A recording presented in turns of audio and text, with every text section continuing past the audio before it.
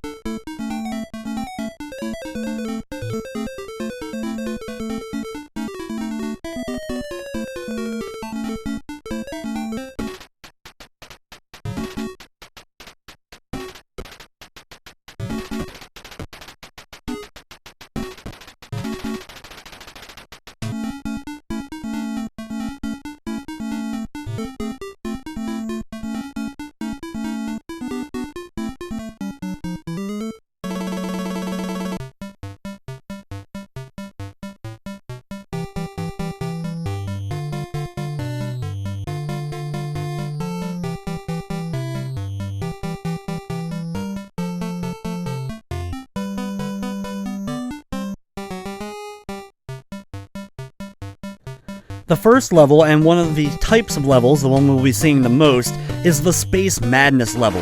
One of the most famous and popular episodes from the Ren and Stimpy show, Space Madness usually has us guiding Ren as he's suffering from Space Madness across various different laboratories, eventually leading to finding the cure for Space Madness and delivering it to Ren as actually the final boss encounter of the game. In order to guide Ren through the various labs, you're going to have to use a handful of different items, the most important one pretty much being the spring. At the beginning of the level, I grabbed the spring, selected it using the select button, and then threw it at Ren in order to get him past the teleporter. Once I did that, I then jump into the teleporter myself. Unfortunately, there's no way to skip the teleporter here, as I have to then do a shooter sequence. It's kind of weird that you go through a teleporter and then you're in a shooter sequence, and then once you get done, you'll be on the opposite side of the teleporter. But if you accidentally go back to the left, you can redo the scrolling shooter level part if you would like. The worst part, honestly, about the scrolling shooter parts is there really doesn't seem to be a point to them, but more importantly, they actually end up being the funnest part of the entire game. The controls are actually quite good, and it's fun to kind of move around. Now, a lot of the enemies you're going to be destroying easily, but there are a few good items. But unfortunately, you can also destroy the good items, like the money bags for points, as well as health in the shape of kitty litter for Stimpy, as well as you also have invincibility. Then, once you get to the opposite side, you can grab the remote control, take out the enemy, the television show announcer from the Muddy Mudskipper show, take him out, and then go to the right side with Ren. You meet up at the door, and that's how you go through. You and Ren both have to be at the door in order to advance to the next part. And that's what you're going to have to do in all of the Space Madness levels, with a couple of exceptions. There are ones where you have to grab an item instead of making it to a door, and these are all like one-screen style levels that we'll get to later. The game immediately switches up the style of gameplay to a much more traditional action platformer in the second level of the game. There are two Wild West outdoor-themed levels in the game, and during these we start off as playing as Ren, but at any point we grab one of these wanted posters in the background, we end up becoming Stimpy. Now, the differences between the characters are that Stimpy can actually fire out a projectile, which is very useful, while Ren has to use a slap. I think the slap is actually more powerful though honestly, it's hard to tell with a lot of the enemies throughout the game. And it doesn't matter which of the characters you play as, so whichever one you end up getting and using, you can go through the entire level. You're not going to be penalized. You don't need a particular character in order to complete a stage or any of the objectives of the game. It reminds me very similarly to Wayne's World, also on the NES, also published by THQ, where you had the two characters and one was clearly better than the other, with one using a projectile weaponry and the other one using a more direct attack. There isn't much variety to the whole landscape. Sometimes you may have to climb up these broken fences in order to continue to the right, and every once in a while the screen will stop scrolling and you'll have to defeat like a mini-boss. We're coming up to the first one right here, as we'll have to take out this cowboy guy running back and forth with the lasso.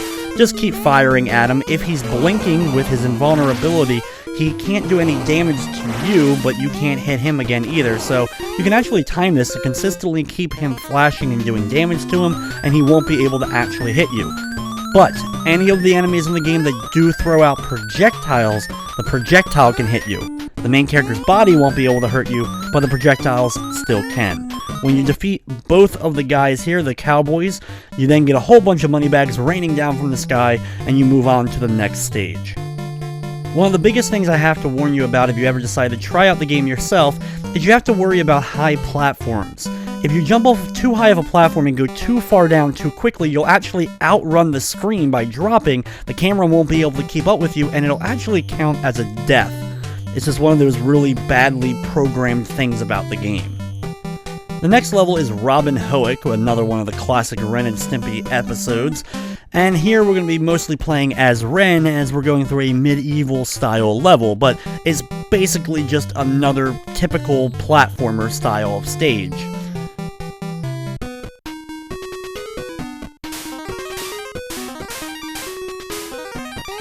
There's a bunch of enemies here you have to take several slaps in order to defeat, but for the most part I'll usually hit an enemy and then actually I can run through them. Like I said, if they're flashing, they can't hurt you, so if you hit an enemy and then quickly run through it, you'll be able to just bypass them and you don't have to worry about taking them out. You may want to also grab any health that you see throughout. You'll notice the health on the left side of the screen for your health bar. Now this fills up all the way, but then it actually gains a plus above it. You can actually have more than full health at any time. I don't know what the exact limit on the health possibly is, but if you keep grabbing health items, you'll keep getting more health, which is just a weird mechanic. I don't know if it was just they programmed it that way or couldn't figure out how to not have that happen when you ended up grabbing health. Be very careful of all the enemies here, like things dropping like the bowling balls, or you actually have jars of milk that pour and can actually hurt you with the pouring, as well as these women who are constantly throwing pots and other objects out of the windows.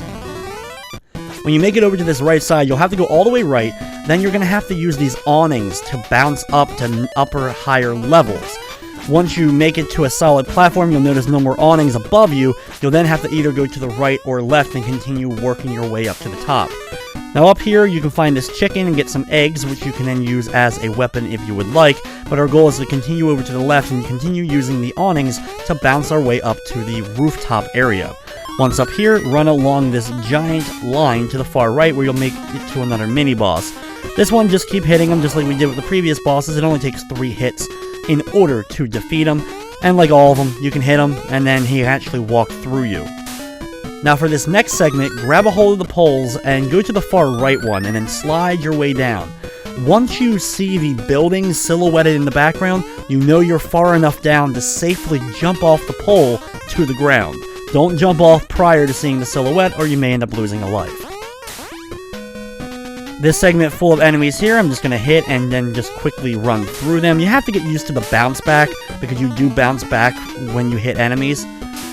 Now, you may have noticed how I got over here. I actually had to bounce off of the pitchfork sticking out of the hay where the last enemy was. So that's what I was able to bounce off of. It's really easy to do.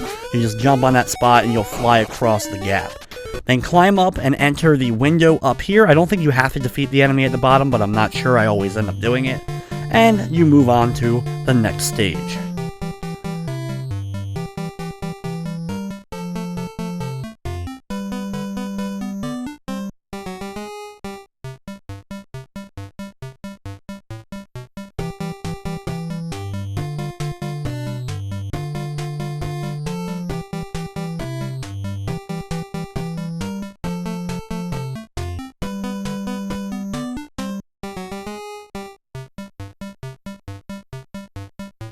Our next level is the next Space Madness themed stage, and this is honestly the trickiest one probably in the whole game. We're going to need the springs as well as a few other objects to help us out, so I'm going to drop down and grab the springs, keeping Ren at bay. When he's walking to the left here, I'm able to now kind of move my way up a couple of these tubes.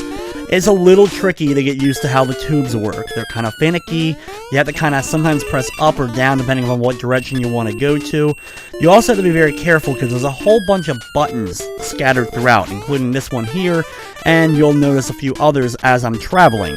Some of them can actually reverse your control. They can cause flashing lights and such like here, but if you quickly jump on the button again, you'll end up turning off the whole thing and be able to continue.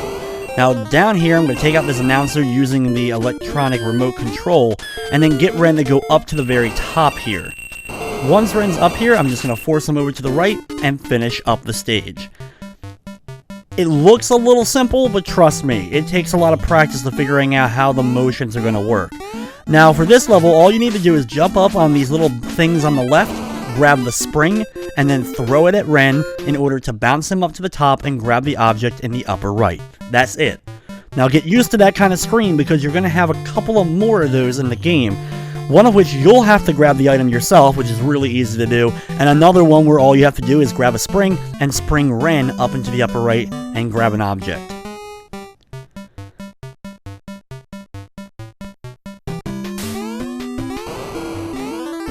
The next stage is another one of the more typical platformers. You're in the, quote, salad bar, and here you can play as Ren or Stimpy, either character, whichever one you prefer, and work your way over to the right. And that's all you're going to have to do. You're going to be dodging a lot of enemies, including bottles moving on their own on top of tables, the cowboys that are just swinging their lasso and jumping around, the salad bar itself, which can be really tricky sometimes, because when you're running on it, there's a whole bunch of vegetables just flying everywhere. But on the first one, you saw I was able to grab an invincibility object, and when I have that invincibility, I charge as fast as I can through as many enemies as possible. Now, a few enemies may get in your way, like this cowboy here, so I'm going to take him out before going to the second salad bar. It's a little tricky to try to dodge everything, but on that far right side, take out another one of these cowboys who's standing here, and you'll have money rain down on you, and you've completed the stage.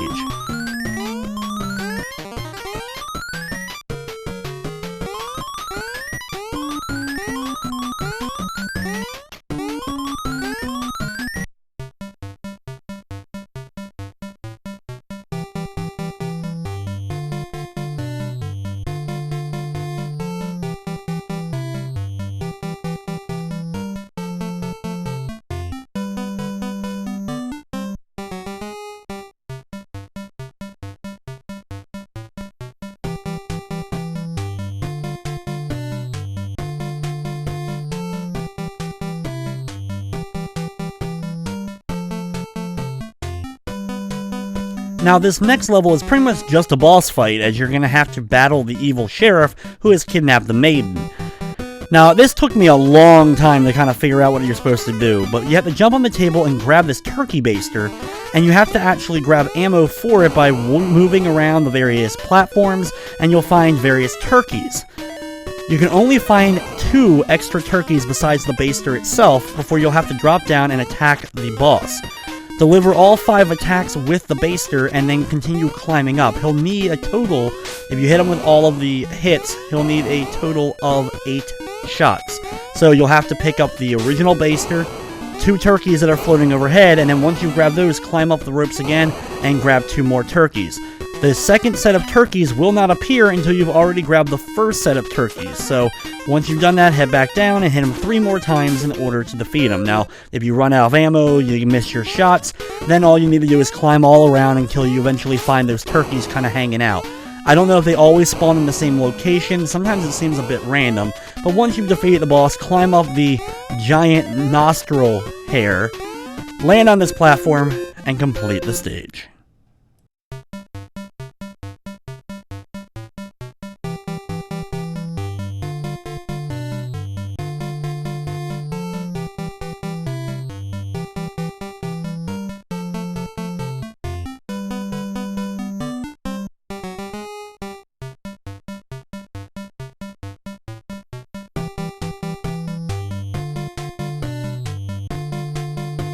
Now next up is another one of the Madness themed levels.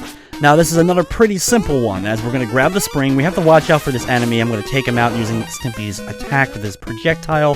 There are a few other objects here. Besides just the spring, you also have the cat litter that you can throw on the ground and it'll automatically cause Ren to bounce off of it. You'll also have the objects like the socks, which keep Ren in place for a period of time. We also have the Beaver object that will help us chew through floors, but we don't have that quite yet. You'll notice in the area there was a big door that had air next to it. You can see an air level. Your goal is to bounce Ren over the button next to that because he'll open up the airlock and try to send you out into space, and you'll have a limited time to turn off and close the airlock and then continue on. So you want to spring Ren immediately over that airlock control and then over the teleporter. Once you've done that, jump into the teleporter yourself and do another one of these scrolling shooter style levels. Just like we did before, it's the same basic premise. You're moving the ship around, collecting some of the objects like the extra money bags or invincibility, so you don't have to really move a whole lot, and any extra health that may come your way. Now, if you keep firing and you're trigger happy, you may end up destroying the money and health, but honestly, it really isn't that big a deal, and it's really not an overall difficult level. Just kind of enjoy it for as long as it lasts, because this is the best controlling part of the game.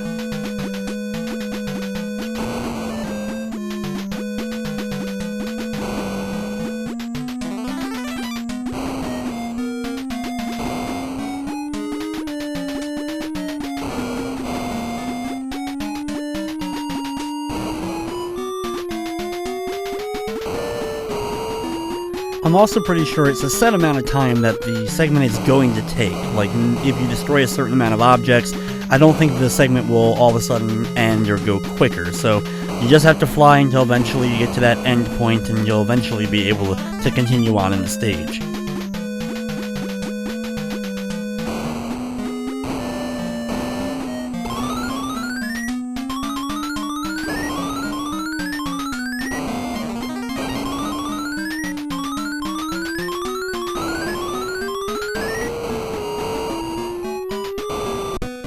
After finally coming out of the teleporter, we're going to head down the pipe. Sometimes Ren likes to go up immediately right away. We're going to hang over here, just shoot him when he drops down, and then go over to the left and meet him by the door finally. Sometimes you have to keep coercing him in order to do so, but you'll eventually make it to that door.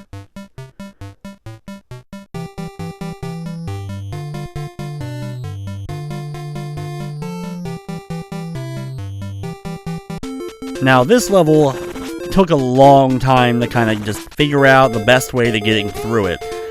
There is a lot of equipment going on. There's a lot of cages in the background and various other things, and they warn you don't let Ren smash them, but honestly, it doesn't really mean anything. It just means another enemy is on screen, and if you don't really hang over by that side, then you're good.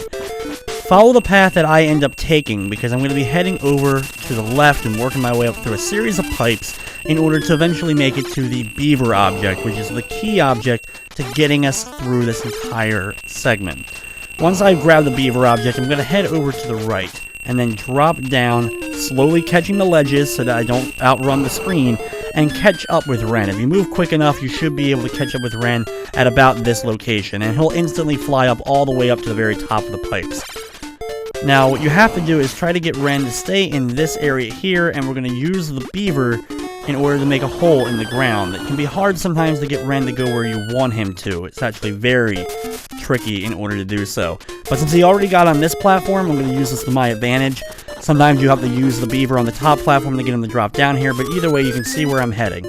I have to now work my way down the right side here using the Beavers to cut a hole in the ground and keep Ren in about the same spot, dropping him down to eventually reaching the door.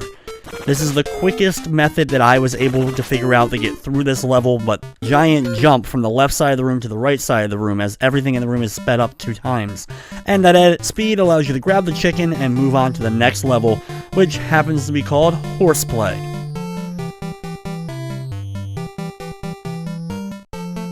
Now this is almost identical to the first Wild West stage. It's the same enemies, a lot of the same landscape type things. It is a different stage though overall, but your goal is the same. We're just going to mainly head along the bottom portion here. We'll have to jump over some of these sharks that try to pop up They're tricky to dodge because you'll see the fin and you're expecting the fin to hurt you, but in fact the shark actually jumps up like 2 spots over from where the fin is actually floating, so always be careful.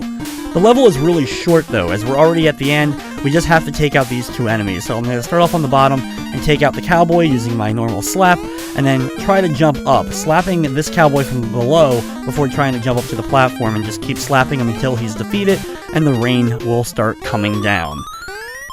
Remember, when you slap him, he won't be able to hurt you, but projectiles still can, so always be cautious of that. And then we get to move on to the next level, which is essentially another boss fight.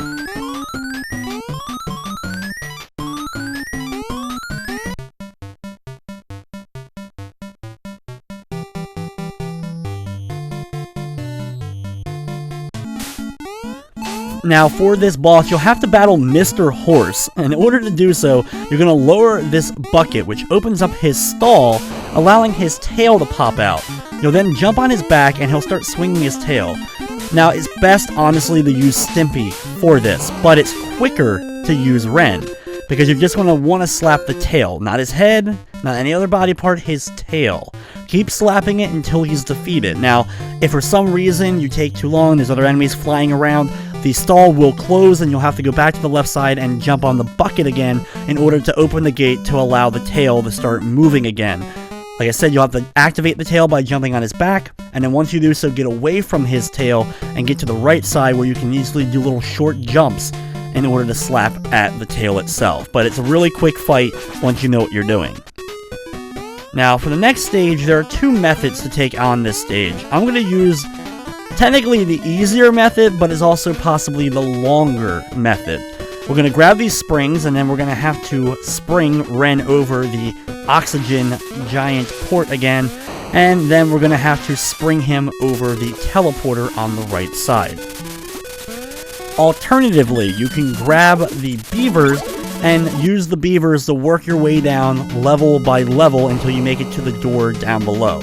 That path is quicker by far because you don't have to deal with this scrolling space shooter part, but getting the holes to go where you want them, getting Ren to go where you want him, is still a bit difficult and hard to deal with. So just to get through things easier for myself, I go ahead and just do another one of the scrolling shooter areas, which I think this one's shorter than the previous one, but I honestly not sure.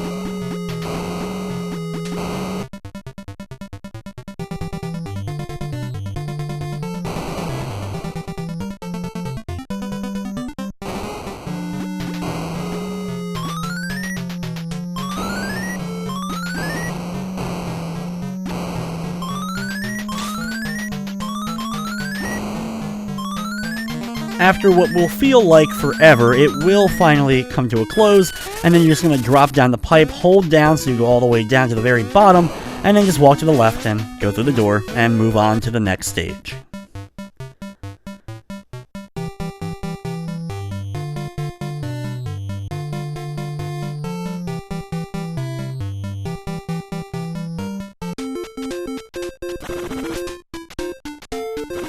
Next up, we're in another Space Madness level. Start off by immediately jumping up and grabbing the springs and head all the way over to the far right side. head up this tube and then go over to the left side. You can grab some extra objects along the way. Now basically, Ren's on a set path. He's going to come this way pretty much no matter what, so we really don't have to try or worry about too much. Once I make a jump over to the far left here, I can grab not only the electric remote device, which I can use to attack enemies, but I can also grab the Beaver I eject, which is the key to me kind of going ahead of Ren. Once I've gone ahead of Ren, I'm now going to back down after getting the Beaver and start pushing Ren over to the left side, either spitting at him or using the remote control device. Eventually the remote does run out though. He smashes objects along the way. You can use springs technically to send him over it so he won't hit these, but the objects that fire out, yes, they do hurt you, but it's so minimal it's not really worth the time. Once you're up to the top here, you have to kind of manipulate sometimes Ren in order to get him to go right here. He'll sometimes keep bouncing off the left wall and going right down the pipe, so you have to kind of stand on the pipe yourself, and you can hold up on the D-pad to sometimes trick Ren into just bypassing a pipe. It's a bit difficult to master, but eventually you should have it down. Now, once you're over to the right, wait for Ren to get over here, have a spring ready, because we're going to need to launch Ren over this gap. The machine he hits over to the right is difficult to dodge the guys firing out of it, so you may want to spring him over that one, but you have to be very careful not to spring him too far. Once Ren drops down here, we're going to force him back up the pipe and continue our path over to the right. Use the Beaver and put a hole in the ground. Make sure that the hole is right near the right wall. Only a step or two you want to go off of that because you need to fall down to this platform down here. Make sure that Ren stays on this platform and then force him towards the door. Now that was the last of the puzzle-based Space Madness rooms. Next up, what we have to do is we're going to keep Ren over to the left, jump up here and grab these springs, and then spring him up to the giant spoon in the upper right corner. And that's the end of that level. It's now time, though, for the final stage of the game, the boss fight. Your goal is very simple. You have to give Ren 3 spoonfuls of chicken soup. The chicken soup is floating around, Ren is floating around. So jump up and attach yourself to the soup. You'll immediately get the spoon in your hand and then you have to use it to attack Ren. You have to do this every time you need to refill. So grab a spoonful of the chicken noodle soup, wait for Ren to come down and then attack him with it in order to do damage, or hit him, or feed him, or whatever you're doing. Then drop down, grab more soup, wait for him, and then hit him one more time. And then you can sit back and enjoy the ending to Ren Stimpy Buckeroos for the NES.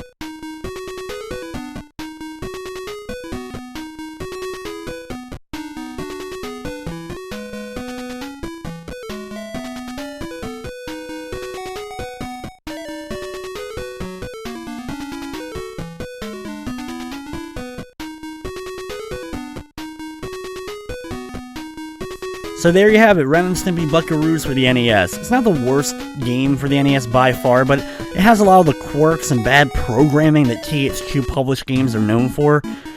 Overall, not my favorite Ren and Stimpy game, nowhere near one of the better games on the NES, and it's one of those just weird late NES titles that was released that I ended up renting from Blockbuster one weekend, but was never actually able to finish up.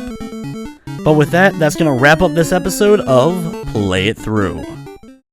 Hey everyone, thanks for watching. If you enjoyed the video, consider giving it a thumbs up or commenting down below. We are in the middle of Bad Game Month, so I might as well point you to the worst programmed, officially licensed NES game for the NES, and that's The Adventures of Rocky and Bullwinkle. No surprise, also published by THQ. I also want to thank all the members of my Patreon. You guys made 2015 a big success, and 2016 is already off to a great start. So thank you all so much for your monthly pledges. If you would like to help out as well, you can click the Patreon button right down below, and it'll take you to the page with all the information. As little as $1 a month can keep this channel going. Now, I'd like to thank you for watching, and of course, I hope you enjoy.